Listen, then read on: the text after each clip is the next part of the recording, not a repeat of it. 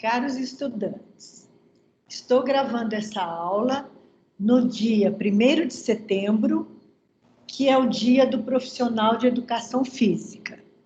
Assim, antes de iniciar o nosso tema de hoje, gostaria de parabenizar todos vocês e me sinto feliz de poder auxiliá-los na obtenção dos conhecimentos necessários para o desempenho de suas atividades profissionais futuras.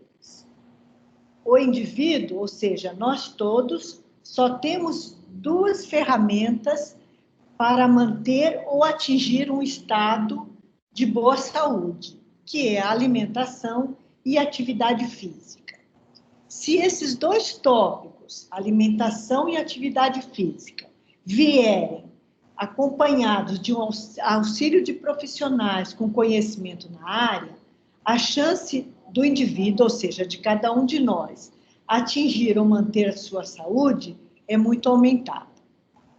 Bom, na aula de hoje, vamos abordar dois temas importantíssimos, que é a digestão, absorção de nutrientes e a contração muscular. Como já foi explicado na mensagem a todos os estudantes, vou dividir a aula, que deverá constar no dia 14/9, em parte A, digestão e absorção, e parte B, contração muscular. Mas, em termos do file, ele está num único arquivo, então, quando vocês baixarem, terão acesso às duas partes, A e B. Bom, a nossa aula de hoje, então, nós vamos iniciar a digestão e absorção de nutrientes, né? Os carboidratos, os lipídios e as proteínas, como a gente vai ver sequencialmente. Na nossa aula, ela vai ser entremeada por vídeos, pequenos vídeos, que são disponibilizados na internet por diferentes universidades, onde pesquisadores e professores têm como finalidade de seu trabalho produzir material didático de excelente qualidade. Então, esses vídeos são narrados em inglês, mas eles têm uma tradução que não é 100% perfeita, mas todo mundo vai poder entender. E, então, assim, quando o vídeo aparecer, vocês vão assistir por alguns minutos, né? E lembre-se que quando visualizarmos um processo, o entendimento e a memorização são mais eficientes. Por isso que eu gosto de usar o vídeo, que os processos que acontecem no corpo humano, a descrição bioquímica, às vezes é muito complexa, se a gente quer traduzir em palavras. Mas, quando a gente olha o vídeo com o esquema, né, que foi cuidadosamente preparado, fica tudo muito mais fácil. Bom, então vamos começar com o primeiro tema, que é a digestão e absorção de nutrientes. Então, a digestão é o processo no qual o organismo transforma as moléculas de nutrientes que compõem as matrizes alimentares, né? Então, esses componentes das matrizes alimentares, eles são digeridos a compostos unitários, são as menores unidades, monossacarídeos, aminoácidos ou ácidos graxos, que são capazes de serem absorvidos no intestino delgado e que atingem, então, a corrente sanguínea, onde eles são redistribuídos para o fígado e outros órgãos. Então, preste atenção, a absorção só acontece nas moléculas unitárias. Então, primeira etapa, os carboidratos complexos, as proteínas e os trigliceróis, eles têm que ser digeridos a unidades simples, para depois, então, serem absorvidos. Então, vamos lá. No sistema digestivo, o trato digestivo, né, onde ocorre a digestão, ele é composto de vários órgãos, que a gente chama dos órgãos principais, e também os órgãos acessórios. Mas aqui eu estou mostrando para vocês como é a estrutura celular, né? Então, vocês estão vendo o estômago, vocês estão vendo as glândulas, né? Na parede do estômago, vocês vão ver que essas glândulas secretam HCl, então as células parietais, por exemplo, secretam HCl, as células chífias secretam pepsinogênio, e a mucosa gástrica secreta um hormônio que é a gastrina. Vocês estão vendo também o pâncreas, o duto pancreático, vai ser muito importante, porque vocês vão ver que vários compostos que participam da digestão no intestino delgado são sintetizadas no pâncreas e, através do duto pancreático, são dispensadas no lumen do intestino delgado. Né? Vocês estão vendo, então, aqui o pâncreas do lado direito, né? As células do pâncreas, vocês estão vendo dentro das células os grânulos de zimogênio, que são enzimas que são sintetizadas em formas inativas. Então, elas só são ativadas no momento da digestão, em que ocorre a digestão, né, para proteger o próprio tecido. E vocês estão vendo as velocidades do intestino, não é? Que essas velocidades aumentam enormemente a superfície do intestino delgado. Então, visto esses órgãos principais, que são realmente os órgãos do aparelho digestor, mas a gente tem os órgãos, então, que são, a gente chama de órgãos acessórios. Então, os órgãos acessórios começam com a boca, né? Onde inicia realmente a digestão através da mastigação e que quebra, então, já os nutrientes e umedece os nutrientes. Então, o processo digestivo, na verdade, vocês vão ver que ao longo da nossa aula, da nossa explicação, ele é um processo mecânico de quebra dos alimentos, mecanicamente, e um processo químico, bioquímico, onde a gente vai ter transformações nas moléculas dos alimentos através de químico, por exemplo, na presença de HCl, ou bioquímico, que é catalisado pelas enzimas. Então, vocês vão ver quebras ou proteólise, vocês vão ver a hidrólise dos carboidratos através das enzimas. Então, aqui a gente está vendo a boca, o esôfago, a faringe, o esôfago, o estômago, o intestino delgado e o intestino grosso, né? Que culmina no reto. Então, vocês veem que também a gente tem os órgãos acessórios, que aqui a gente está vendo o fígado, a vesícula biliar, o pâncreas e o pâncreas, né? E depois vocês estão vendo o reto e o ânus, que fazem parte, então, do sistema digestório. Bom, então, como eu disse no início, a digestão é um processo de propulsão, porque ele inicia na boca e vai chegar até o intestino grosso, né? E de transformações mecânicas, né? Quebra mecânica dos alimentos e transformações químicas dos alimentos, que é propriamente dito o processo de digestão, a digestão química. Então, inicia na boca, né, com o umedecimento, e depois o umedecimento dos alimentos, e por propulsão, né, ele vai através da faringe do esôfago, atinge o estômago. Então, nós temos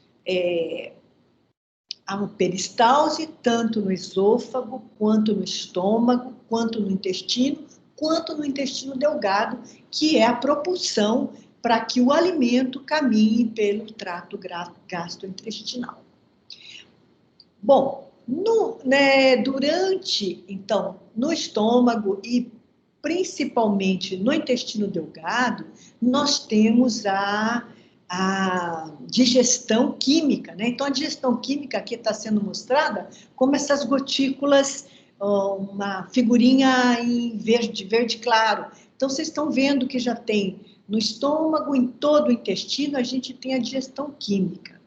E nós temos também a digestão mecânica, que é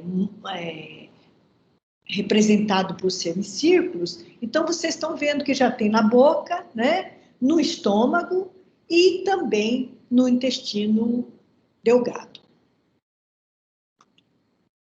Bom, então, os alimentos, né, eu dividi em proteínas, carboidratos. Então, nós vamos ver exatamente o que acontece para cada um desses grupos de compostos, como é feita a digestão. A digestão, ela é bastante complexa do ponto de vista fisiológico e bioquímico. Mas eu vou repetir tantas vezes e mostrar tantas figuras diferentes que eu acredito que depois, ao final, todos terão atingido um bom nível de conhecimento. Então, nós vamos sempre relembrar que no intestino delgado só pode ser absorvido as unidades, a menor unidade que faz parte daquela macromolécula. Então, por exemplo, na digestão proteica, né, a absorção é feita a partir de aminoácidos. Então, na digestão dos carboidratos, mesma coisa, só vão ser absorvidos monossacarídeos, que é a glicose, a frutose e a galactose. Na digestão dos lipídios, dos triacilgliceróis, vão ser absorvidos os ácidos graxos e o glicerol. Então, eu vou mostrar para vocês o primeiro filme, que é o filme das enzimas digestivas.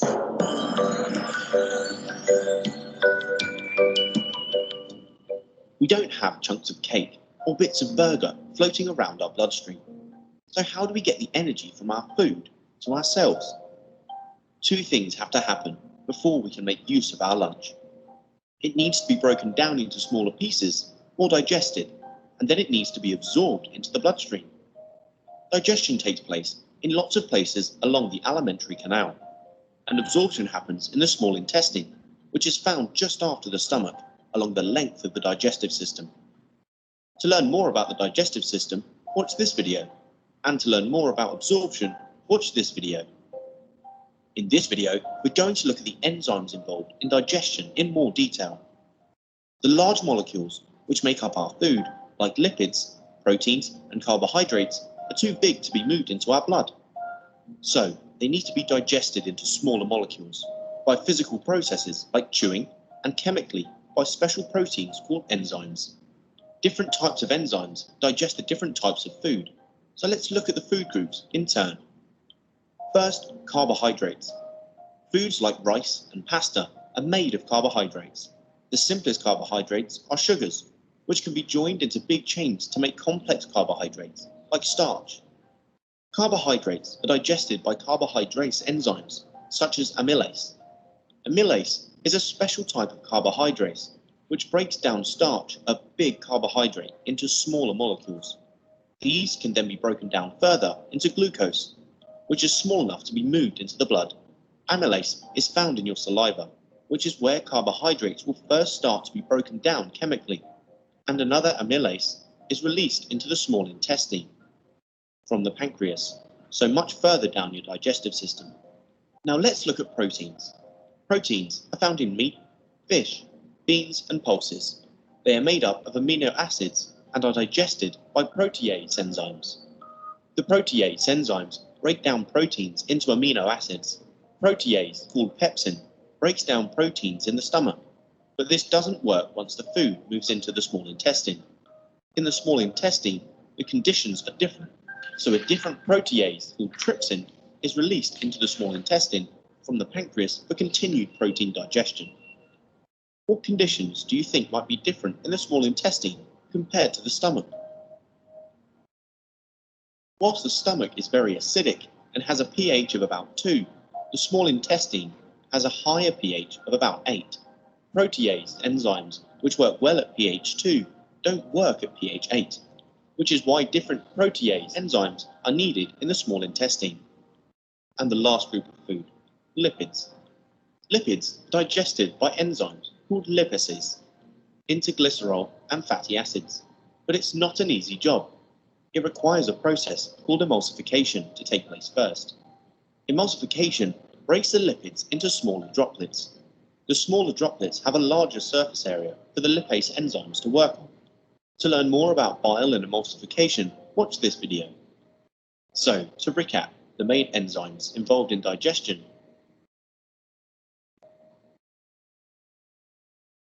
A carbohydrate called amylase is released in the saliva. This digests starch into smaller sugars. A protease called pepsin digests protein in the stomach. Then a protease called trypsin further digests proteins into amino acids in the small intestine. A carbohydrate called amylase and lipase are also released into the small intestine from the pancreas. They digest carbohydrates into sugars and lipids into fatty acids and glycerol. These molecules are small enough to be absorbed into the blood. If you liked the video, give it a thumbs up and don't forget to subscribe. Comment below if you have any questions. Então, o que nós vimos no primeiro vídeo são as enzimas, né, que fazem a quebra, a proteólise ou a lise das moléculas, né? Então, ou seja, as amilases que atuam tanto no amido quanto no glicogênio, no sentido de liberarem glicose, que é um monossacarídeo que poderá ser absorvido, e as proteínas que são que fazem a proteólise, clivam as proteínas em aminoácidos e os triacilgliceróis, que são clivados pela lipase em ácidos graxos e glicerol. Sendo que nos lipídios a gente ele primeiro tem que sofrer uma emulsificação, né, quebrado em pedaços menores, e depois a lipase é capaz de iniciar, então, a digestão, transformando em ácidos graxos e glicerol, para ser possível a absorção. Então, vamos ver a digestão dos carboidratos. A digestão do carboidrato, então, ela já começa na boca, porque a saliva umedece, mas a saliva também tem amilase. Então, a degradação do amido inicia ainda na boca. O alimento, então, passa na faringe, é transportado para o esôfago e atinge o estômago.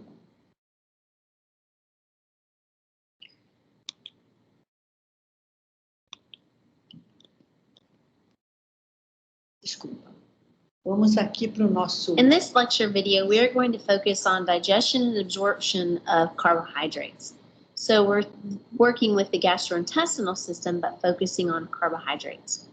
And so far we've provided you an overview of the gastrointestinal system and its processes, the functional anatomy, which we've talked about the major organs and the accessory organs. And now what we're going to do is discuss, well, once that food enters into your digestive system or your GI system, how is it broken down? And then how are those nutrients absorbed into the blood? Okay, so the focus once again is going to be on carbohydrates. So in a typical diet, we actually consume about 250 to 800 grams of carbohydrates. Most of these are consumed as disaccharides or polysaccharides. But here's the concern, or here's the important part. Only monosaccharides can be absorbed. So be sure you understand what we mean by can be absorbed. So that means that can take them from the lumen of the gut, and we can transport those monosaccharides. We can absorb them into the blood, from lumen to the blood. So the disaccharides and polysaccharides that we typically consume are things like sucrose, which would be table sugar, lactose, which would be milk sugar, maltose, starch, glycogen, and cellulose. So pause the video for a moment and determine which of these are disaccharides and which of these are polysaccharides. So sucrose, lactose, and maltose are all considered disaccharides, whereas starch, glycogen, and cellulose are all considered polysaccharides. So cellulose cannot be digested. So if you just ate a salad, for example, the cellulose in the lettuce cannot be digested. So why is it still important? Well, that's providing the dietary fiber that's important for intestinal mobility. In other words, you have to have contents passing through your intestines. Otherwise, you'll get very ill, and you can actually die from that if your contents of your gut don't pass through. So how then are we going to go about digesting these disaccharides and these polysaccharides so that we can absorb the resulting monosaccharide? And so let's look at digestion of starch. So if you recall, starch is a polysaccharide that consists of glucose monomers. So each one of these green structures is a glucose subunit or a glucose monomer. And so since starch is a polysaccharide, we cannot digest it, or we cannot absorb it into the blood. So we have to be able to digest it. So here we've ingested starch. Maybe, for example, you had some pasta for dinner, or you had some crackers for dinner that have a lot of starch in them, so this carbohydrate. We've got to start breaking it down. So we have two enzymes that can assist with the breakdown of starch: salivary amylase and pancreatic amylase. Salivary amylase is produced by your salivary glands, and pancreatic amylase is produced by the pancreas. And so what this enzyme can do is break down starch into two different products.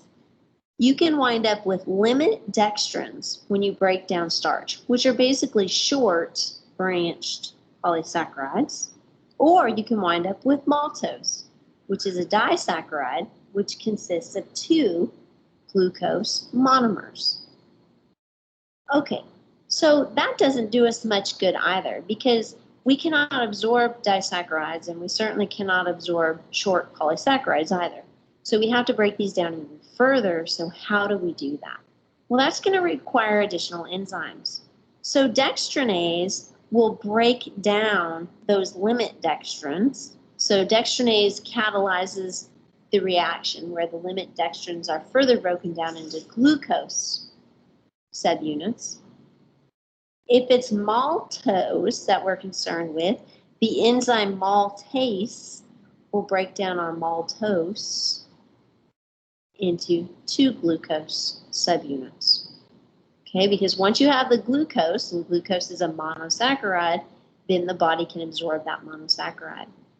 Now, as far as some of these other disaccharides that we see, like sucrose, sucrose is broken down by sucrase, the enzyme sucrase, into its subunits, which are fructose and glucose.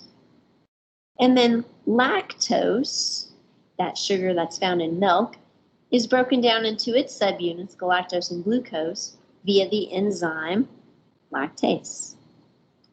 And so lastly, we have glucoamylase, which will take any polysaccharide and break that polysaccharide down into glucose.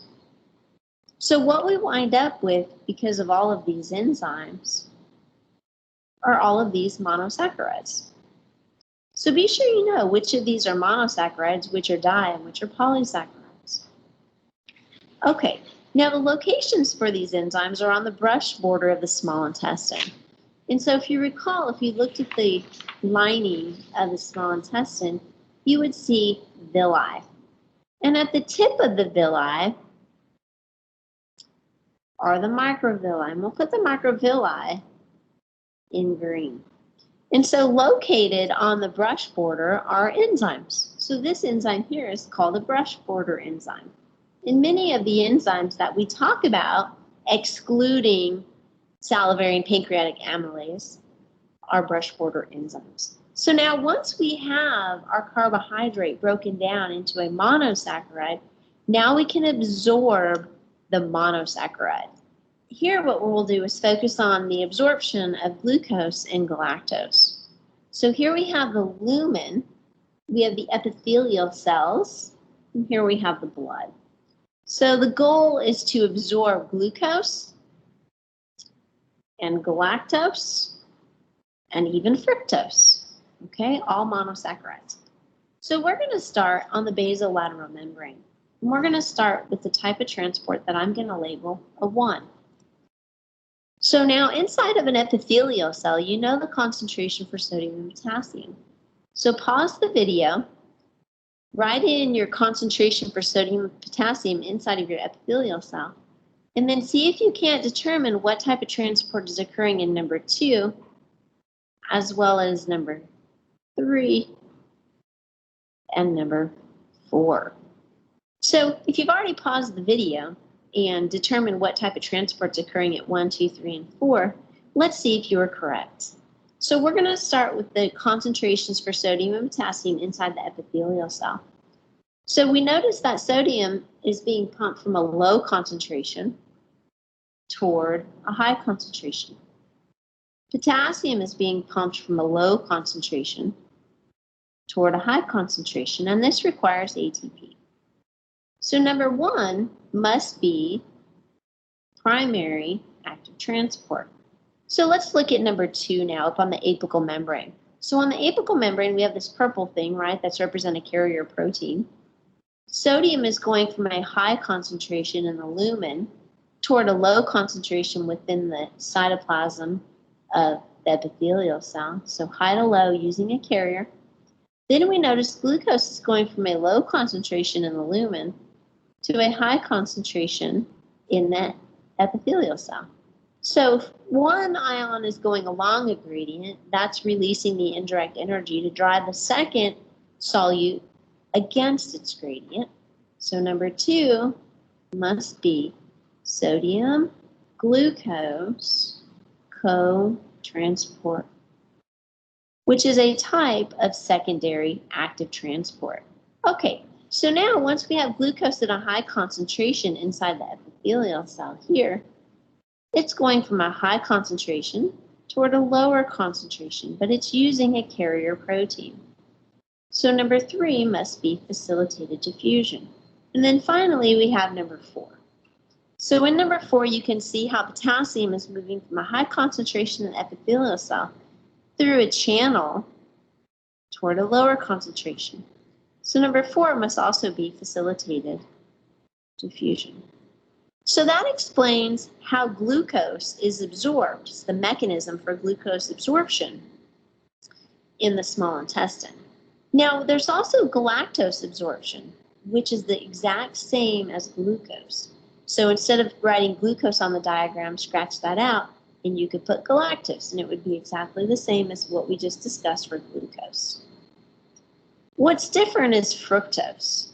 So fructose is actually absorbed by facilitated diffusion across both of the membranes. So by both of the membranes, we mean the apical membrane as well as the basolateral membrane. So now, how do the brush border enzymes play a role? So here we have a brush border enzyme called maltase. So this would be the lumen of the small intestine.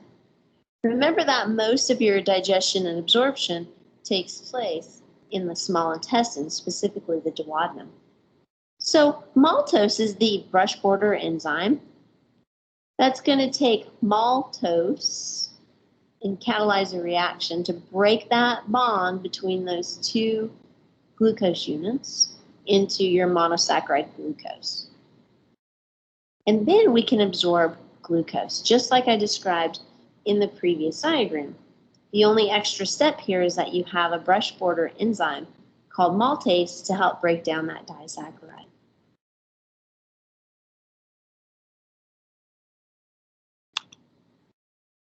Então, como nós vimos no vídeo, né, um vídeo muito bonito, após a digestão dos carboidratos, que se inicia na boca, né, com a amilase salivar, e depois se completa no intestino, por conta da amilase pancreática, né, que então é sintetizada no pâncreas, mas é liberada no lúmen do intestino delgado, nós teremos os monossacarídeos, né? Na verdade, se tivermos monossacarídeo, ele poderá ser absorvido já nas células da mucosa epitelial do intestino delgado. Se ainda estiver na forma de disacarídeos, então as enzimas que estão nas microvilosidades, né, degradarão sacarose, degradarão a frutose, degradarão a sacarose em frutose e glicose, a maltase vai degradar o disacarídeo de maltose em 2 glicoses, e a lactose, né, que é o açúcar do leite, será também degradado em glicose e galactose. Então, o que nós estamos vendo aqui já é a formação da glicose, da frutose, da glicose, da galactose, que serão, então, absorvidas através de transporte, na maior parte das vezes, né, na maioria das vezes, um transporte ativo, ou seja, com gasto de energia, sendo que após atravessar as células epiteliais, os açúcares, então os monossacarídeos, são jogados na corrente sanguínea, aqui no capilar, na extrema direita, como vocês estão vendo, e aí é distribuído, então, por todo o organismo. Bom, então, o que nós vimos aqui é a digestão do amido ou do glicogênio, né? Depois que geram estruturas menores, que já pode ser o monossacarídeo ou disacarídeo. Se estiver ainda na forma de disacarídeo, será degradado novamente pela maltase, pela lactase ou pela sacarase, e vocês então terão glicose, maltose, frutose e galactose que poderão ser absorvidos. Bom, então, uma vez que a gente já dominou a digestão dos carboidratos, nós vamos para a degradação dos triacilgliceróis. Então, os triacilgliceróis, eles são formados por uma molécula de glicerol, né? Tá aqui a molécula de glicerol, poliálcool, ao qual são esterificados 3 cadeias de ácido graxo de diferentes tamanhos variados. Então, a lipase, ela é capaz de clivar essa ligação, liberar os ácidos graxos, e o glicerol, que então, separadamente, poderão ser absorvidos no intestino delgado. Então, vamos lá entender como é que isso acontece. Então, primeiro, os lipídios da dieta, né? Temos vários lipídios da dieta, não só os triacilgliceróis, mas, por exemplo, as vitaminas, que são lipossolúveis, né? Vitamina A, vitamina K, por exemplo, né? Os ésteres de colesterol, os fosfolipídios, todos da dieta, então, das matrizes alimentares, eles iniciam a degradação na lipase, na boca, né? Com a lipase lingual. Então, na cavidade oral, já tem uma degradação que inicia, então, na boca sobre os ácidos, sobre os triacilgliceróis. E aqui, então, ocorre a digestão de cadeias curtas e médias de ácidos graxos. Então, ele consegue digerir aqueles lipídios que têm cadeias curtas ou médias de ácidos graxos. Depois disso, então, vai para a faringe, esôfago, entra no estômago, né? No estômago tem a lipase gástrica, que também consegue digerir cadeias curtas e médias de ácidos graxos, né?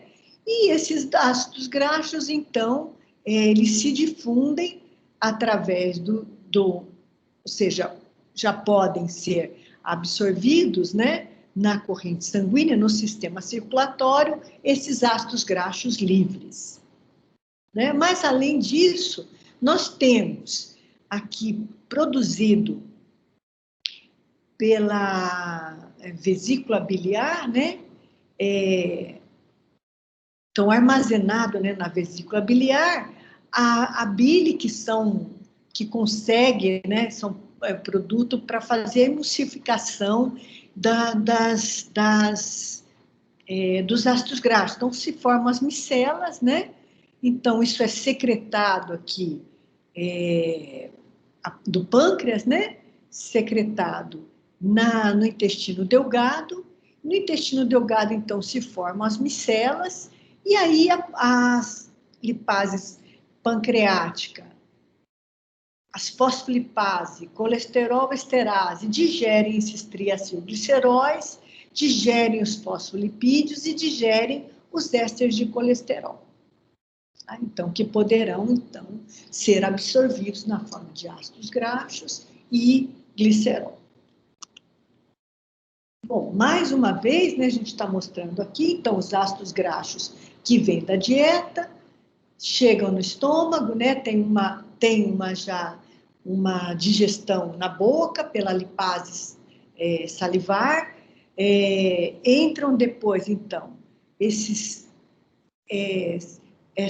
a bile que é produzida e estocada na vesícula biliar é excretada no lúmen do intestino delgado, né? Esses sais biliares, então, emulsificam as gorduras no intestino delgado e as lipases, então, as diferentes lipases intestinais degradam todos esses triacilgliceróis, colesterol e outros mais, de maneira que eles podem já ser absorvidos, né, na própria...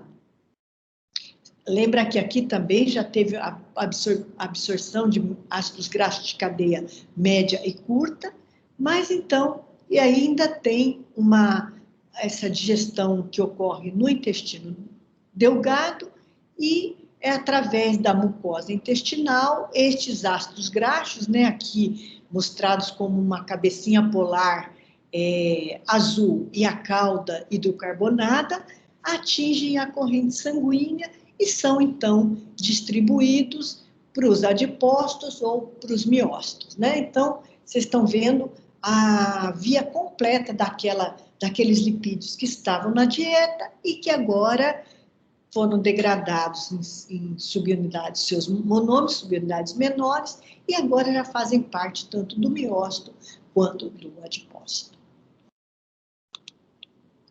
Então, vamos ver um filminho da emulsificação dos lipídios pela bile, que aí vai ficar tudo muito mais claro.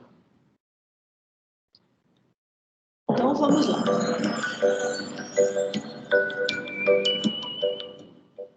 Yum, steak. As soon as it enters my mouth, digestion begins. I chew to break it down into manageable chunks. My tongue mixes saliva into the beefy mix, and off it goes through my digestive system. You should already know about the digestive system. If not, you may want to watch this video first. We've previously discovered that different enzymes break down different food molecules, which is quite important, because we saw that digesting lipids was a little more complicated and required bile and emulsification to help along the way, which is what we're going to look at in more detail in this video. Before we start, let's think about why we chew to break up our food, and why our stomach muscles churn up the semi-digested mix. It increases the surface area for the enzymes to work on, thus speeding up the rate at which our body can break down the food to extract the energy from it that we require. Now let's fast forward to our stomach. Our chewed up, stomach-churned food has a large surface area and is mixed with the stomach's gastric juices. These are watery, and these, together with the watery saliva secretions of the oral cavity, mean that the food is now in quite a watery solution. This is called curry. If you've ever added water to a greasy pan after cooking, you'll know that water and fats and oils or lipids don't mix too well. You end up with oily droplets. Pretty much the same thing happens in our stomach. Our watery mixture of chyme contains big globules of fats and oils, which won't be mixed into the solution.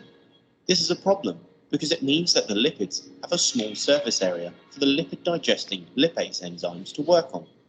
The lipase enzymes are added in the small intestine. At the same time, a special substance called bile is also added to the chyme. The bile increases the surface area of the big fat globules by breaking them up into smaller fat droplets. The increased surface area of the lipid droplets increases the rate of digestion of lipids by the lipase enzymes, because more lipid is available for digestion at any given time.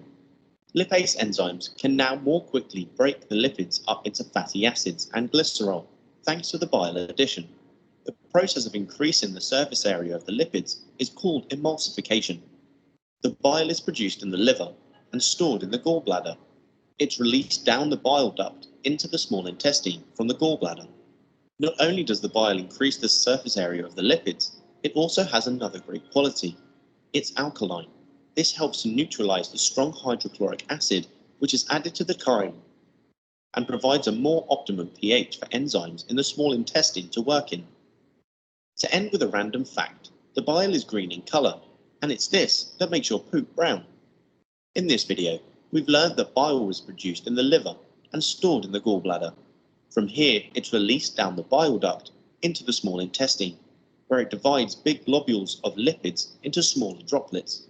This increases the surface area of lipids available for the lipid-digesting lipase enzymes to work on. If you liked the video, give it a thumbs up and don't forget to subscribe. Comment below if you have any questions. Why not check out our FÍSICA app as well? Until next time. Bom, então nós já entendemos como é feita a digestão dos carboidratos, a digestão dos lipídios, que é um pouquinho mais complexa, né? Porque lembrem-se que os fluidos que nós temos no organismo são à base de água, o soluto é água, e os lipídios, como vocês viram no filme, as gorduras eles não se dissolvem, né? Não se misturam com a água. Então, vocês viram todo o papel da bile, da emulsificação, para que as lipases possam, então, atuar. Nós vamos ver a digestão das proteínas e depois eu vou fazer um apanhado geral de tudo o que a gente viu até este momento. Então, as proteínas, elas iniciam a digestão no estômago, né? Através do pepsinogênio. Pepsinogênio, que a gente chama de um zimogênio, que ele é ativado no estômago na presença de ácido clorídrico, né? Então, no estômago nós vamos ter o muco, o ácido clorídrico e o pepsinogênio, que vai ser ativado pelo HCl em pepsina, né, que vai iniciar a digestão, então, das proteínas. E nós temos vários hormônios, por exemplo, o hormônio gastrina, que também está presente lá no fluido estomacal. Uma coisa, claro, se tem uma secreção muito grande de HCl, o HCl tem um pH muito baixo, né? Esse pH do estômago é de em torno de 2 ou 3. Então, o estômago, ele não é o melhor órgão digestor, né? Porque neste pH, as enzimas não funcionam bem. Tanto que, como vocês viram no filminho anterior, a maior parte das enzimas está no intestino delgado, onde o pH é em torno de 7, 7,4, né? Então, é bastante interessante todo o processo digestivo, porque cada órgão aqui tem uma função, e uma das coisas importantes é que o HCl, ele inativa bactérias ou micróbios, né, de maneira geral, que estão presentes no alimento, né? Então, é outro efeito, além deste efeito de inativar bactérias que possam fazer mal à saúde, ainda ativa o pepsinogênio, né? E aquele meio ácido também ajuda a quebrar as proteínas em fragmentos maiores, né? Então, o que nós vamos ver é que quando esse bolo, esse quimo, vai para o intestino delgado, o intestino delgado, então, já tem, ele secreta bicarbonato, né? E aí o pH se torna alto, onde, então, outras enzimas que também estão na forma de zimogênio, né? São capazes, então, de ser transformadas em, por exemplo, tripsinogênio em tripsina, através da ação da colecistoquinina, o quimotripsinogênio em quimiotripsina, procarboxipeptidase em carboxipeptidase, né? Então, estas enteropeptidases transformam as enzimas em enzimas ativas, os zimogênios em enzimas proteolíticas ativas, que então degradam as proteínas da dieta. Então, vamos ver o filminho, que o filminho é bem interessante. Mas antes disso, né? Então, nós temos as proteínas da dieta, né? Então, tem as proteases gástricas e as proteases pancreáticas. Então, a degradação, a proteólise ocorre, né? Formação ainda de grandes peptídeos, né? Formação de dipeptídeos ou tripeptídeos, e uma pequena parte fica na forma de aminoácidos. Então, no lúmen, né? Está no lúmen do intestino, os aminoácidos podem ser absorvidos, né? É a forma unitária das proteínas, né? A proteína é constituída de aminoácidos, então os seus monômeros podem ser absorvidos, os di e tripeptídeos serão degradados pelas proteínas no intestino delgado, né? E as grandes peptídeos ainda terão que sofrer outros processamentos, como nós vamos ver agora nesse próximo filme. Então, vamos lá. In this video lecture on the gastrointestinal system, we are going to focus on protein digestion and absorption. So in a typical diet, we consume about 125 grams per day of protein. And these aren't values for you to memorize. They're in case you're curious in a typical diet how much we actually ingest. So proteins that we're actually going to digest and absorb include those that are consumed in our diet, those proteins that get secreted into the lumen of the intestinal tract, such as some enzymes. So you do have some enzymes that get secreted into the lumen, and then we break them down. And those proteins that are slept off with cells that line the intestinal tract. So we're talking here about enterocytes that are slept off into the lumen of the GI tract. And so let's take a look at sort of a crude diagram of a protein, right? So remember that a protein consists of a string of amino acids. The monomer are the amino acids, or the subunit are amino acids. On one end, we have a carboxyl group, the COOH. On the other end, we have the amine group, the NH2. And all of these amino acids are held together via peptide bonds. Our protein digestion products, in other words, when we digest this protein, what do we get? We can get individual amino acids as a product. We can get dipeptides, and we can also get tripeptides. So by individual amino acids, we just mean AA.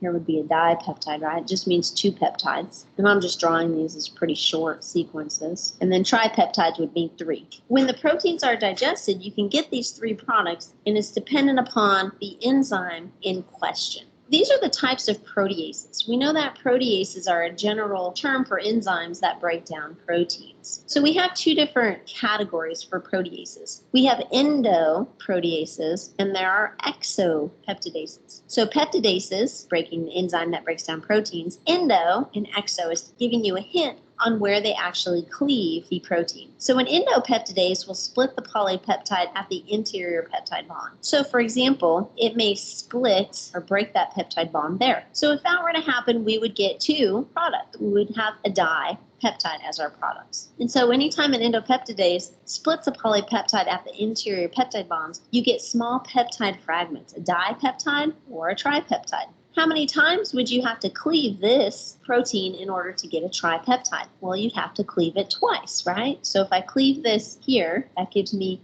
one peptide, and I cleave again over here, that gives me a second peptide, and if I cleave over here, that gives me a third one over here. So by cleaving it twice, we get the tripeptides. Now, exopeptidases, think about the name EX, out. So now we're going to cleave amino acids from one end of the polypeptide. So if we cleave from the carboxyl end, these will be called carboxyl peptidases. And you can also have other enzymes called aminopeptidases that cleave at the amine end. And when these things cleave, they're cleaving off or breaking off one amino acid at a time. And so they would cleave that amino acid. So the product then here are individual amino acids. Let's focus on zymogens for a minute. So zymogens are inactive storage form of proteases. These include trypsinogen, they include chymotrypsinogen, and also include procarboxypeptidase. So these are inactive storage forms. Okay, so these are zymogens. These proteases are stored in zymogen granules.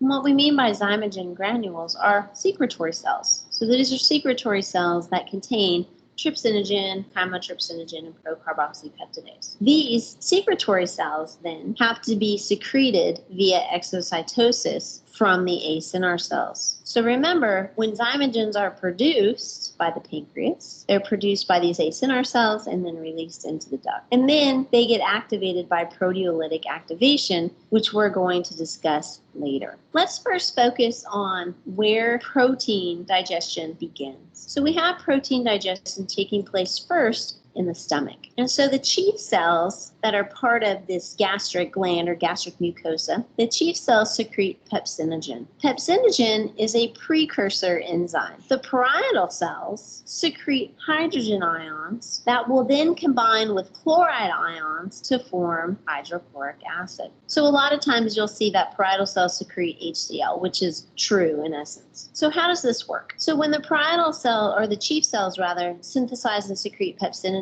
it passes through this gastric pit and up into the lumen of the stomach. The hydrochloric acid does the same. When the parietal cells synthesize and secrete it, it moves its way up into the lumen of the stomach as well. Hydrochloric acid then is what's going to activate your pepsinogen. Remember we said pepsinogen is a precursor. Well, when it's activated, now we have the active form of pepsin. So pepsin is an endopeptidase. So we know that pepsin is going to start cleaving proteins at those interior bonds, and the end result will be smaller peptide fragments. And so this protein digestion has started in the stomach. Protein digestion also occurs in the small intestine, and that involves pancreatic proteases. And so earlier I described to you the zymogens, and I said that those zymogens were trypsinogen, chymotrypsinogen, and procarboxypeptidase. So those are made by the pancreas. These are all inactive forms of the enzyme, or in other words, they're precursor enzymes. So trypsinogen is a precursor to trypsin.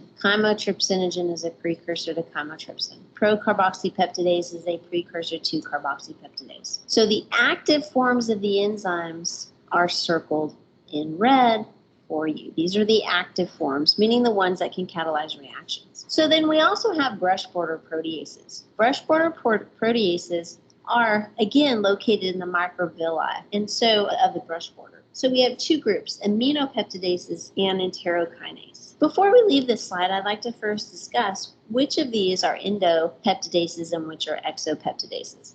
We already discussed pepsin as an endopeptidase. Trypsin and chymotrypsin are also endopeptidases. Carboxypeptidase and aminopeptidase, think about those names. Carboxy, amino, those are exopeptidases. So what end of the protein does carboxypeptidase start at? Well, it starts cleaving at the carboxyl end. What end of the protein does aminopeptidase start cleaving at? It will begin cleaving at the amine end. And then there's enterokinase. This is a proteolytic enzyme. A proteolytic enzyme. It's responsible for activating other enzymes. So let's look at how this is going to work. So we have the pancreas. Here's the lumen of the small intestine. And we know that within the pancreas, we have ACE in our cells that are producing trypsinogen, chymotrypsinogen, and pro-carboxypeptidase. We know that these are all packaged up inside of a secretory cell, that zymogen that we talked about. So these are inactive forms of the enzyme. How do they become activated? When these enzymes get released into the small intestine.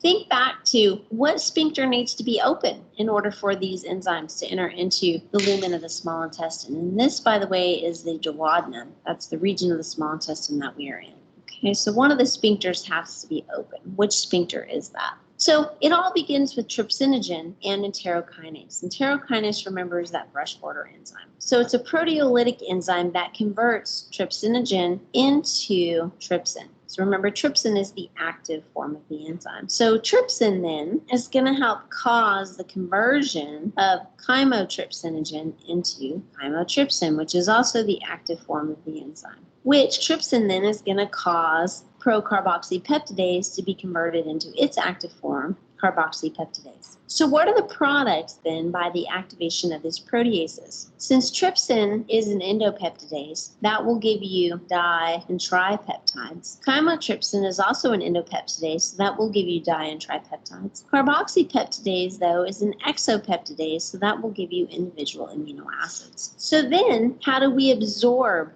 these products into the blood? Focus on absorption of the amino acids. As you can tell, this is a pretty blank diagram. This is going to be the lumen of the small intestine. You have your epithelial cell. We're going to have a carrier protein that we're going to put in blue here that's affiliated with ATP.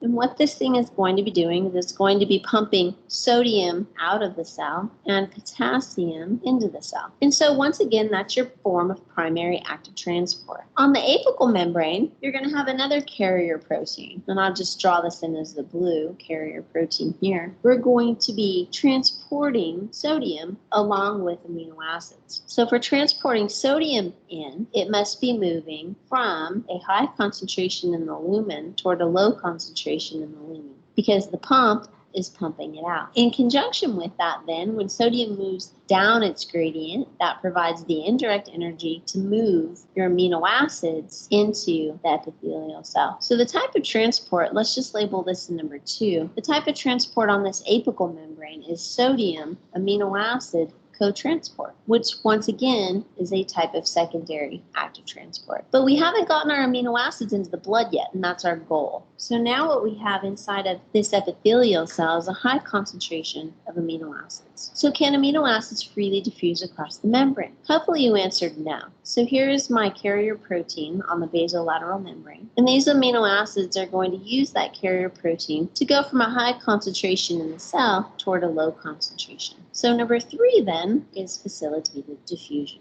That's how we can absorb amino acids. But we also said on the previous slide that some of our products are di and tripeptides. All right, so this is how we're going to be absorbing those. We still have primary active transport occurring on the basolateral membrane, and it's still going to be pumping sodium out and potassium in. So there's a low concentration of sodium in the cell and high concentration of potassium inside the cell. This is going to involve secondary active transport on the apical membrane. So here's my carrier protein. But this time it's a little different than what you've seen before. This time what we're going to do is we are going to use di and tripeptides, and they're going to be moving into the cell. So these are going to be your di and tripeptides. And we're also going to be moving some hydrogen ions. So this is why it's different than before. So the hydrogen ions are at a high concentration in the lumen, and this is still the lumen of the small intestine. So hydrogen ions are going from high to a low concentration, which is going to help create the energy to drive your di and your tripeptides from a low concentration in the lumen to a higher concentration in the epithelial cells. So now then, we've got di and tripeptides inside the epithelial cell. So the di and tripeptides then will get converted into individual amino acids via yet another enzyme. These are called cytoplasmic peptidases. And so these cytoplasmic peptidases break down or catalyze the reaction of your di and tripeptides into individual amino acids. Then those individual amino acids can use facilitated diffusion to go from a high concentration inside the epithelial cell to a low concentration in the blood. So that explains how we absorb our amino acids from the di and the tripeptide. So you still have to break down a di and a tripeptide into individual amino acids before you can actually absorb it. So that concludes the digestion and absorption of proteins. Ok, então nós vimos, né, foi muito bom filme sobre absorção, digestão e absorção de proteínas. Então, o interessante é que sempre as proteases são sintetizadas na forma de desimogêneo, né, então elas são protegidas e depois elas são ativadas ou por HCl no estômago, que é o caso do pepsinogênio, ou pela enteroquinase no intestino delgado, né? Então, um processo bastante sofisticado, interessante e pode ser até absorvido de tripeptídeo, como vocês viram. Então, eu acredito, eu tenho mais um filme aqui, vamos ver. Que faz um apanhado de toda a absorção. Is as long as a bus. Yep. It's about 9 meters long, all wrapped up inside your body. A lot of things go on in your digestive system, not just digestion. What else do you think happens?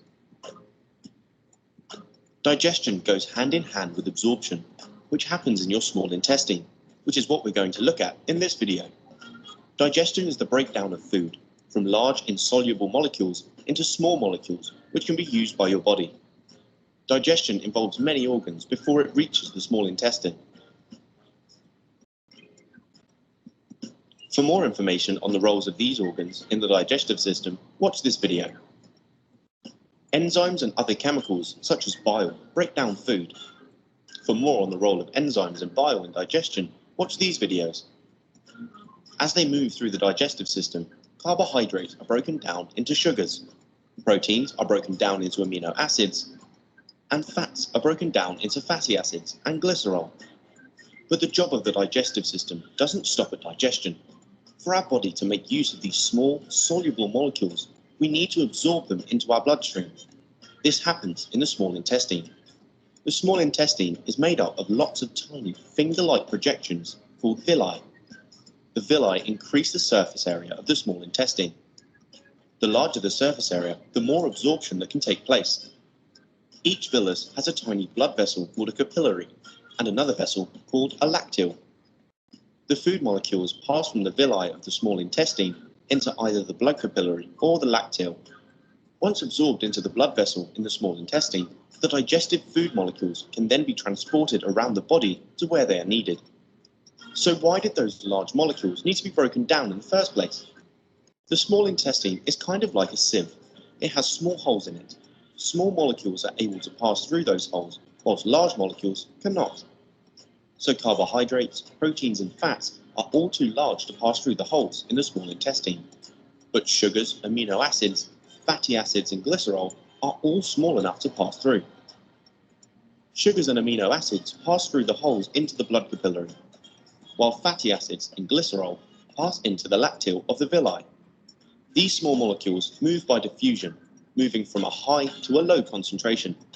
For example, the small intestine has a high concentration of sugar molecules, whereas the blood supplying the small intestine has a low concentration of sugar. So the sugar moves down its concentration gradient from a high concentration in the small intestine through the holes in the villi into the blood capillary, where it's in low concentration. Sugar, amino acids, fatty acids and glycerol all use diffusion to move into the blood within the small intestine. So after digestion breaks down large molecules into small molecules, absorption of the small molecules happens inside our small intestine by diffusion into the blood vessels. What an amazing system. If you liked the video, give it a thumbs up and don't forget to subscribe. Comment below if you have any questions. Why not? Bom, então, nós terminamos a primeira parte da nossa aula, que era a digestão e absorção, e agora nós vamos iniciar, então, a contração muscular. Antes de iniciarmos propriamente dito o tema da contração muscular, vamos estudar só um pouquinho de onde vem a energia para esse processo, né? Porque é intuitivo que a contração muscular, para que ela ocorra, gasta-se energia.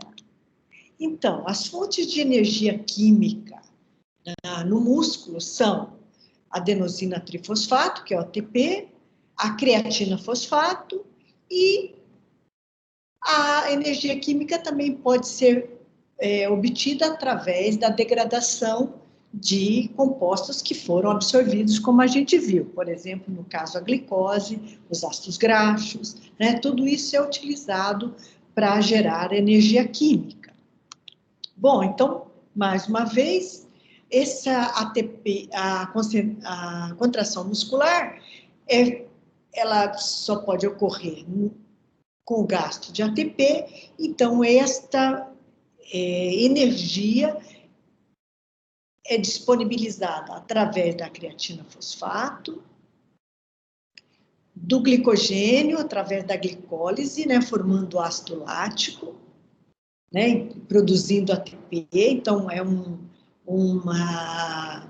processo anaeróbico, né, ou então através da respiração, já um processo aeróbico, que é feito na mitocôndria, onde glicose ou os ácidos graxos podem ser degradados ou oxidados completamente a CO2 e água, formando ATP, então, que vai ser utilizado na contração muscular.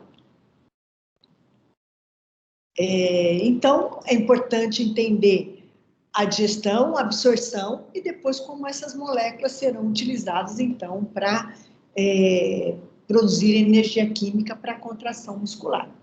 Então, olhando um pouquinho de detalhe, né, vamos olhar um pouquinho a arquitetura, né, do músculo e da fibra muscular. Então,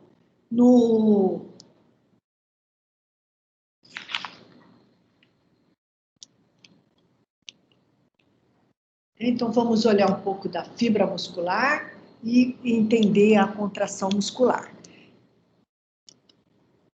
Então, os músculos, né, voluntários, que incluem os músculos esqueléticos, eles possuem uma aparência estriada, ou seja, em listras, né, quando visto ao microscópio óptico.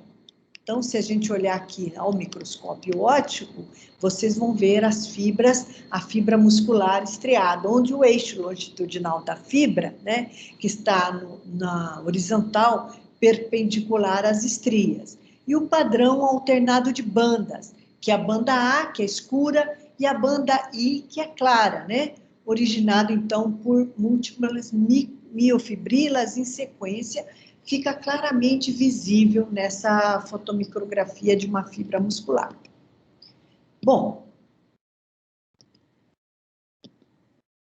então, as fibras musculares, os constituintes majoritários da fibra muscular são as fibras proteicas contráteis. Elas ocupam quase a totalidade do volume celular. A fibra ainda apresenta centenas de invaginações da membrana plasmática, constituindo os lóbulos transversos. Esses são responsáveis pela rápida propagação da despolarização da membrana e pronta resposta ao estímulo nervoso, ou seja, a contração. Então, a gente lembra que para que a fibra muscular possa contrair, tem que haver a despolarização, ou seja, tem que haver a liberação de neurotransmissores na junção neuromuscular, né? E aí ocorre, então, a despolarização e a contração muscular. Outra função também pouco mencionada é a de servir como conduto para o oxigênio. Então, as fibras proteicas da musculatura estriada esquelética são zoneadas em unidades contráteis, que são os sarcômeros, que são responsáveis, então, por esse aspecto estriado da musculatura. Então, quando a gente olha a estrutura do sarcômero, vocês estão vendo, constituída de centenas de fibras proteicas responsáveis pela contração muscular. A gente vai ver daqui a pouco. E as fibras são formadas por dois tipos de proteínas filamentosas. Uma que constitui o filamento fino, que é a actina, e outra que constitui o filamento mais grosso, né, que é a miosina, que a gente está vendo bem aqui na figura, né, a actina e a miosina. Então, essas duas fibras proteicas em conjunto, com outras proteínas regulatórias, a calmodulina, que é uma proteína que liga o cálcio, que a gente vai ver daqui a pouco, e a tropomiosina, fazem a contração muscular. Então, vocês vão ver, vai ocorrer um deslizamento, uma sobreposição das fibras. Eu vou mostrar um modelo que vocês vão entender rapidamente. Então, ainda nos sarcômeros, duas estruturas participam como âncora para as fibras proteicas, que são os discos M. Né? Então, vocês estão vendo aqui os discos M e as estruturas, tanto a actina quanto a miosina, e a banda I, a banda I e a zona H no meio, né? Bom, então, quando a gente olha essa fotomicrografia, nós estamos vendo aqui, ó, um sarcômero, né? Daqui, aqui, a banda I, a banda A e a banda I novamente, né? Uma estrutura que se repete. Aqui nós estamos vendo o disco M, o disco Z e o disco Z. Então, olhando pelas seções transversais, nós estaríamos vendo dessa maneira e aqui dessa maneira, né? Porque nós temos os dois tipos de fibras, né? De proteínas. Nós temos três tipos de fibras musculares, três tipos de músculos, né? Então, que é o músculo esquelético, né, que faz a contração muscular, o músculo liso e o músculo cardíaco. Então, todos os três tipos de músculos têm as seguintes características: pode contrair ou encurtar, tornando-se mais tensos e duros, em resposta a um estímulo vindo sempre do sistema nervoso. E podem ser distendidos, aumentando seu comprimento. Pode retornar à forma e ao tamanho original, ou seja, ele tem plasticidade. A propriedade do tecido muscular de se contrair chama-se contratilidade, e a propriedade de poder ser distendido recebe o nome de elasticidade. Bom, então, em termos de fibras, né? As fibras do tipo 2, também chamadas de fibras brancas, né? Então, aqui a gente está vendo fibras do tipo 1, fibras do tipo 2. Então, as fibras do tipo 2, também chamadas de fibras brancas, o metabolismo é essencialmente fermentativo e, portanto, possui uma baixa quantidade de mitocôndrias, justamente por daí que vem o nome, né?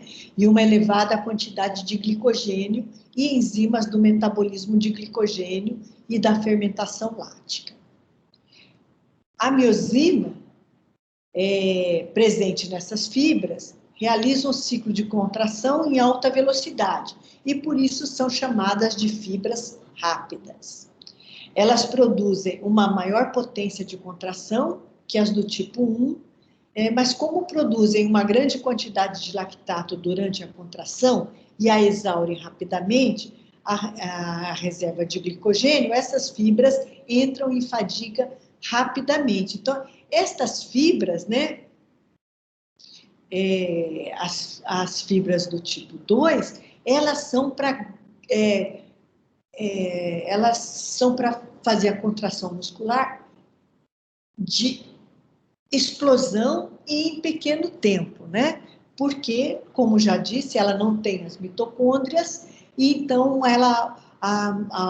o ATP vem a partir da degradação do glicogênio, né? Formação de lactato, então ela se exaure muito rapidamente. Bom, então o filamento grosso, né, que é formado pela proteína miosina, a cabeça, né, que a gente chama de cabeça e cauda de miosina, ela liga-se à actina e um movimento causado pela hidrólise do ATP, com consequente mudança conformacional, ocorre a contração muscular, né? E existem, então, 3 tipos de fibra de miosina, rápida, muito rápida e a lenta, como a gente vai ver daqui a pouco.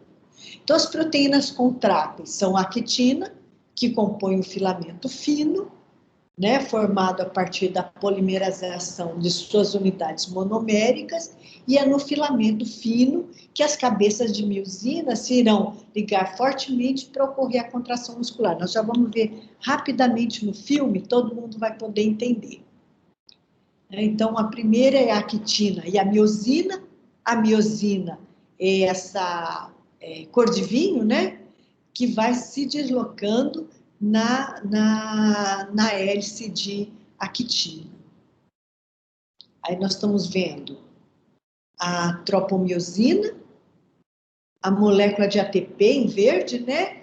O ADP mais PI e a molécula de cálcio, esse amarelinho aqui.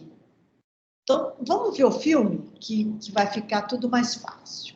Então, o primeiro filme é um modelo, né, para vocês entenderem como a contração muscular ocorre, então, esse deslocamento das proteínas, dos filamentos. This model represents a sarcomere, which is involved in the sliding filament mechanism of muscle contraction. The plastic can be removed. The green represents the sarcoplastic reticula. The enlarged ends are called the terminal cisternae, and they store calcium ions. The message to contract travels down through these transverse tubules, or T-tubules. The 2 terminal cisternae plus 1 T-tubule is called a triad. Move this. Now, at rest, we see a sarcomere here. We have a Z-disc here, a Z-disc here. That distance is called a sarcomere, and it repeats all along the myofibril. At rest, we have some overlap between the thin filament and the thick filament. If it's stretched too thin, then we don't have overlap and we don't get a interaction. If it's too overlapped, then we can't contract the muscle significantly. So there's an optimum amount of overlap. Now, in the middle, we have the M line. It connects together all the thick filaments. Thick filament is shown in blue here. And it's mainly made up of 3 of the molecules, each one of myosin. And you see these little projecting things here. These heads are also called cross bridges, and they're going to interact with the thin filament. The thin filament is shown in red here, mainly red. The red is little balls are supposed to be actin molecules. The yellow is called tropomyosin, and it covers up binding sites for the myosin heads. In the middle of each tropomyosin is troponin. It has 3 parts. One part binds calcium ions, one part is bound to the actin molecules, and an actin molecule, and one part is attached to the tropomyosin. When calcium ions enter from the terminal cisternae, they bind to the troponin changes shape and pulls the tropomyosin off the active sites so the heads of the myosin can bind. And then the myosin heads will latch on and then swivel and move the thin filament past the thick filament. So what we get is not a shortening of each filament, but a sliding of the thin and thick past each other, and that's what causes muscle contraction. Now, for the myosin heads to unbind requires ATP. When ATP binds, there's an ATPase in the thick filament, and it breaks the connection between the thick and thin filament, and the head recocks, and I'm ready for another cycle.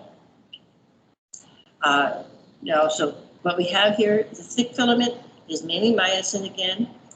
Thin filament is actin, troponin, and tropomyosin. We have banding because of this overlap. The A band The dark band, DARK, is where we have only the thick filament. On either side of the Z disc, we have the I band, the light band, LIGHT. You notice there's overlap here in the middle of the A band. Where there is no overlap in the middle, it's a little lighter in color, so that's the H zone. Now, when you die, you no longer are making ATP, so the myosin heads attach, swivel, and then cannot detach. The active sites stay uncovered because we can't get rid of the calcium ions. It takes ATP to get rid of the calcium ions and pump it back into the terminal cisterns. So that's what leads to rigor mortis. Eventually, rigor mortis goes away because the lysosomal enzymes start breaking down the muscle fibers.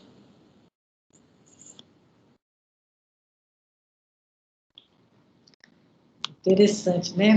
Vocês viram que ela explicou por que ocorre o rigor mortis, né? E esse último aqui é muito bonitinho, eu acho que vai dar para entender até melhor como é que funciona a molecularmente.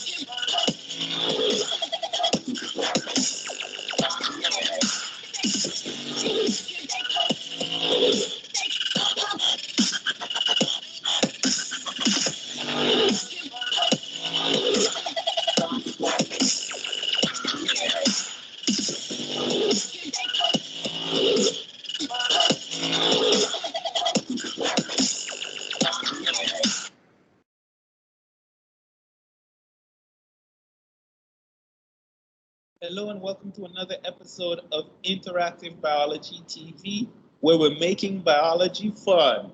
My name is Leslie Samuel, and in this episode, episode 43, I'm gonna go into the details of muscle contraction. This is gonna be the last video in the muscle contraction series, so enjoy. Let's get right into it. Now, you can always go back to episode 42 to refresh your memory, but we said that the functional unit of contraction is called the sarcomere, and that is what we're looking at right now. This unit is one sarcomere. And we said that we had a thick filament that was called myosin, and we have a thin filament that is called actin. And we said that when muscle contraction happens, the motor neuron releases neurotransmitter that stimulates calcium release.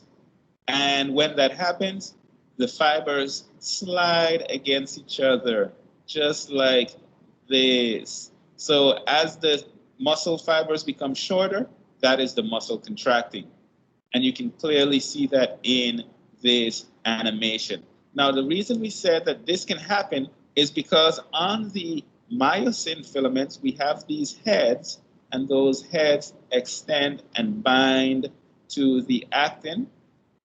And when they bind, they kind of flex. So it moves in this direction, and that pulls the actin, shortening the sarcomere. So what we're going to do today is we're going to look at the details of what is happening there. So we're going to look at the 6 steps in muscle contraction. And this is another image that's showing something similar to what we've looked at. We have the myosin heads. Let me do that in a different color so that you can make sure to see it, because we have a lot of red there. So we have the myosin heads that are binding to the actin filaments. Now here we're going to be looking at that in more detail. So we have the actin. Yes, it's a different spelling because it's from a different language.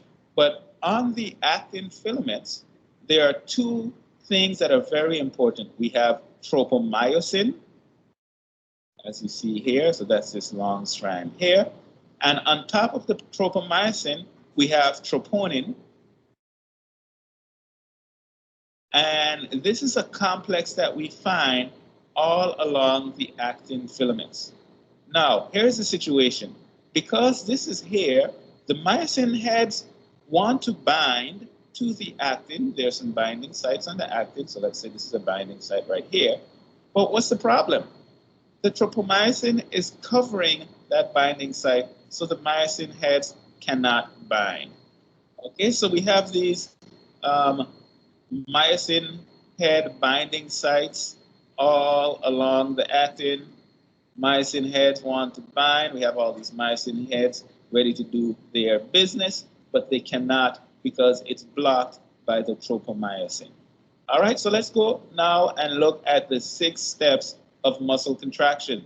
Step number 1, calcium is released from the terminal cisternae. Remember we said that the terminal cisternae is a part of the sarcoplasmic reticulum, and that is where calcium is stored. So calcium is released. You can see here we have this little binding site for the calcium. So the calcium now comes and binds to the troponin. So here we have calcium in binding to the troponin. And then what that does is it causes a conformational change. To put it more simply, we're just moving the tropomyosin troponin complex. So that moves, and when that moves, it exposes the binding sites on the actin. That's step number 1. So step number 1, we had calcium in the terminal cisternae. That is released when there's a stimulus. The calcium ions bind to the troponin, causing a conformational change in the troponin-tropomyosin complex. In other words, it's moving out of the way. And then the next step can happen, and that step is the myosin heads can bind to the binding sites on the actin. So this is one binding site, and for simplification, we're just showing one myosin head. But as you know, we have many myosin heads all along this actin. Now, in order for that to happen, we said that there's normally ATP that's on the myosin heads, and you saw that in the previous figure. But that ATP has to be hydrolyzed to become ADP and an inorganic phosphate. So we have ADP and the phosphate. All right, so we have the myosin head that has bound to the binding site on the actin. That was step number 2. Step number 3, this ADP and inorganic phosphate is released from the myosin head. I'm not showing that in the figure, but just imagine that being released. When that is released, it causes the power stroke. In other words, it causes this guy here to flex. And when it flexes, it moves in this direction, and that causes the actin to slide across the myosin. Okay, so calcium is released. Step number 1, binds to the troponin, causes this change in the troponin-tropomyosin complex so that it gets out of the way. ATP being hydrolyzed into ADP and inorganic phosphate is the state that this needs to be in for the myosin head to bind. When those are released, the myosin head flexes and we get the power stroke. That's step number 3. Let's go to step number 4. Step number 4 is another one that I'm not showing, but we have ATP. So this is an ATP molecule that comes in and binds to the myosin head. When that binds to the myosin head then detaches from the actin, so we no longer have that connection. That's step number 4. Step number 5, ATP is hydrolyzed, which re-energizes the myosin head. So once we have ATP being hydrolyzed, like it is here, that re-energizes the myosin head, and it's ready to go again. One more step, step number 6. This calcium here needs to be gone. So we have the terminal cisternae, and it's not shown here, so I'm just going to draw it with my great artistic skills. And we have calcium pumps in the terminal cisternae, and what that does is it basically pumps that calcium back in. So we have calcium being pumped back in. That is going to cause the troponin, tropomyosin complex to go back where it was, and it's going to be blocking. I should have done that in green to keep the consistency. I still can, why not? Okay, so we have our troponin, tropomyosin complex that is blocking, once again, the binding site for the myosin head. All right, so let's recap on that really quick. Step number 1, calcium is released, binds to the troponin. When it binds, it causes a conformational change or a shift, whichever one you want to call it. It causes that shift, exposing the binding sites on the actin. Step number 2, myosin head binds to the actin. Remember that the ATP has to be hydrolyzed into ADP and inorganic phosphate in order for that to take place. It has to be re-energized, gets that from that hydrolysis process. Step number 3, ADP and inorganic phosphate released, that causes power stroke. So it causes this guy to flex.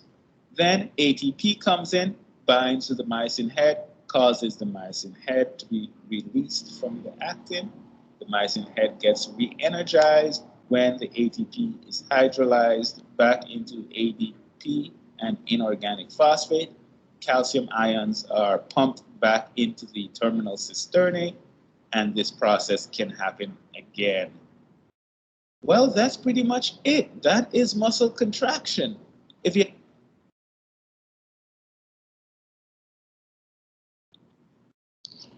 Caros estudantes, espero que vocês tenham gostado e aproveitado a aula. Na próxima, eu vou colocar um file com os exercícios para vocês fazerem tanto da parte de digestão e absorção, quanto da parte de contração muscular.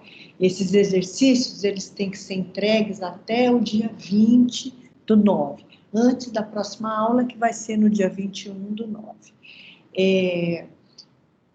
Qualquer dúvida, vocês podem mandar no chat do grupo, e na próxima aula, no dia 21/9, antes de iniciar a aula, ou seja, alguns minutos antes de começar a próxima aula, eu posso discutir com vocês as perguntas que vocês enviaram e outras dúvidas que apareçam, que porventura ocorram naquele momento da nossa discussão.